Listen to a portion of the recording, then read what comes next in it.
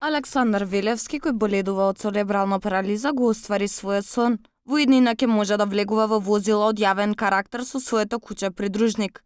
Оваа идеја веќе е имплементирана во други држави. Ќе се спроведува и во нашата.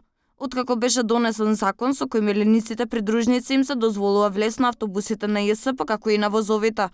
Александар не можеше да ја скрие својата среќа и возбуда кога разбра дека заедно со куќето Бен ќе можат мирно да шетаат низ градот и да одат онаму каде што порано не им било дозволено. Денес првпат се возеше на жичарницата на Водна, каде верно го следеше и неговото куќе. Кажете ни вие како се чувствувате кога првпат веќе ја искусувате чичарата со вашиот миленик и вашиот чувар? Многу возбуден. Возбуда чувствувате? Као пионир нешто подозрава се дешава.